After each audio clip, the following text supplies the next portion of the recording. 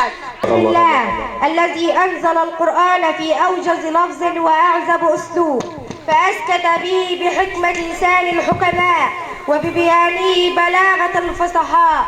والحمد لله الذي بنوره أضاق القلوب وجعلنا من أمة الحبيب المحبوب محمدا صلى الله على آله وصحبه وسلم.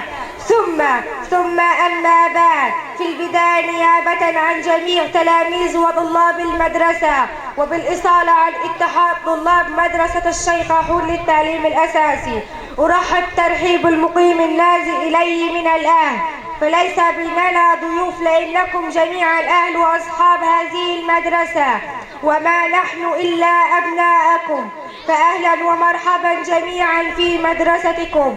ولله در القائل: أرأيت كيف تلاقت الأقمار وحوت نجوم الأفق تلك الدار. يا أيها الجمع الكريم تحية من نفحها تتعطر الأزهار. لم يحوكم هذا المكان وإنما تحويكم الأسماع والأبصار.